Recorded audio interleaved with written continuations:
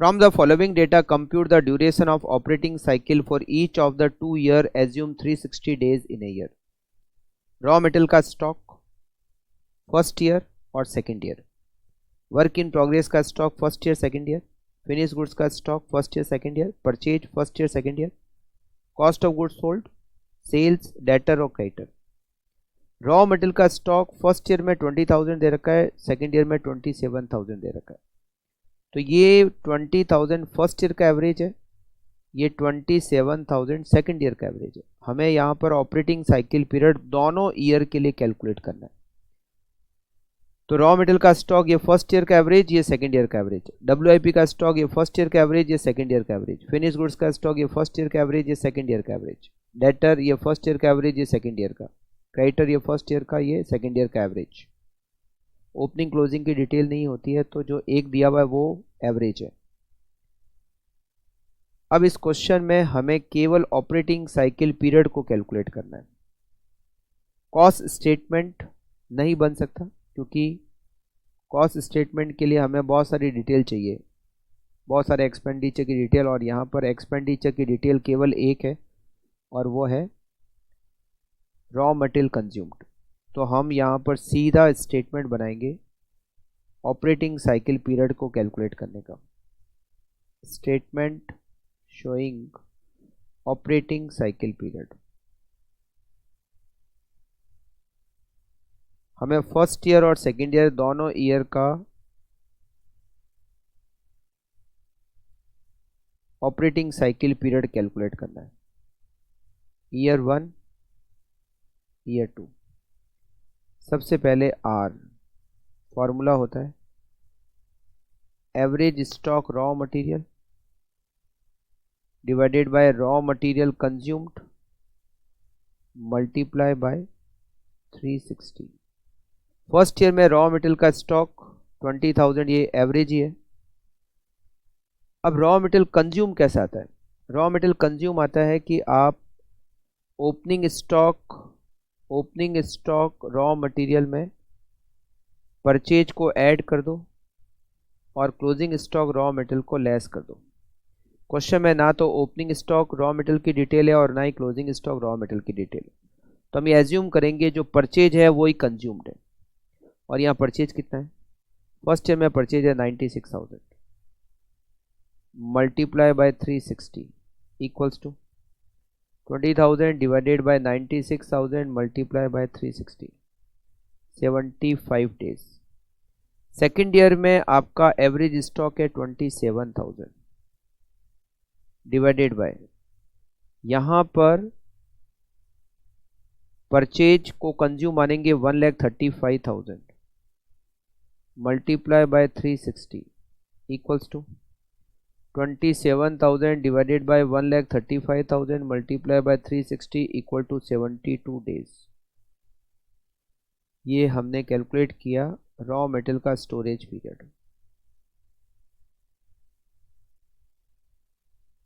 फिर हम कैलकुलेट करते हैं वर्क इन प्रोग्रेस WIP का होल्डिंग पीरियड। W फॉर्मूला होता है average stock WIP divided by cost of production multiply by 360। देखिए कॉस्ट ऑफ प्रोडक्शन जो होता है, कॉस्ट ऑफ प्रोडक्शन में opening stock finish goods add होता है और closing stock finish goods less होता है। Opening stock finish goods add, closing stock finish goods less, तो हमें मिलती है कॉस्ट ऑफ गुड्स सोल्ड। इस क्वेश्चन में ओपनिंग स्टॉक फिनिश गुड्स और क्लोजिंग स्टॉक फिनिश गुड्स दोनों ही नहीं है, एक प्लस होता है एक माइनस होता है। तो हम ये एज्यूम कर सकते हैं कि COP is equal to COGS, मतलब कॉस्ट ऑफ प्रोडक्शन और कॉस्ट ऑफ गुड्स सोल्ड दोनों इक्वल है, क्योंकि opening stock finish goods closing stock finish goods की डिटेल नहीं है। कॉस्ट ऑफ गुड्स सोल्ड हमें पता है which is 1,40,000। Average stock WIP 14,000 divided by 1,40,000 multiply by 360 equal to 36 days. Second year में 18,000 WIP का stock divided by 1,80,000 cost of production को ही, कॉस्ट ऑफ गुड्स सोल्ड को ही कॉस्ट ऑफ प्रोडक्शन मानेंगे। तो 18,000 divided by 1,80,000 multiply by 360 equal to 36 days. फिर F, average stock finish goods divided by cost of goods sold multiply by 360। First year में finish goods का average stock है 21,000 और cost of goods sold 1,40,000 multiply by 360। 21,000 divided by 1,40,000 multiply by 360 equal to 54 days. Second year में average stock finish goods का 24,000 divided by 1,80,000 multiply by 360 equals to 24,000 divided by 1,80,000 multiply by 360 equals to 48 days. Debtor collection period formula होता है average debtor divided by credit sales multiply by 360। Average debtor first year में 32,000, sales को पूरे को credit में assume करेंगे 1,60,000 multiply by 360 equals to 72 days.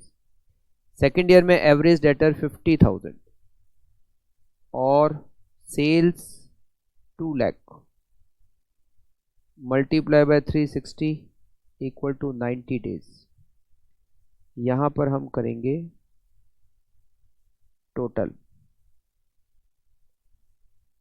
75 plus 36 plus 54 plus 72 237, 72 plus 36 plus 48 plus 90 246। इसमें से माइनस करेंगे creditor payment period, average creditor divided bye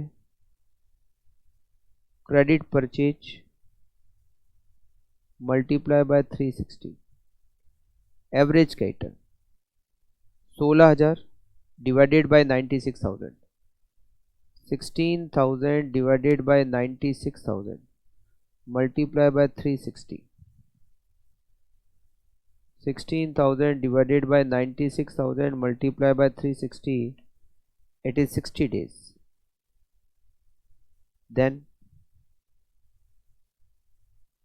उसके बाद में आएगा 18,000 divided by 1,35,000, 18,000 divided by 1,35,000 multiplied by 360 equal to 18,000 divided by 1,35,000 into 360, 48 days।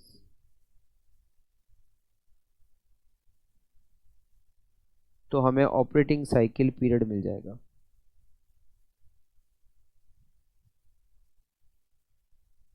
237 minus 60, 177 operating cycle period in days. 177 और 246 minus 48 198 days.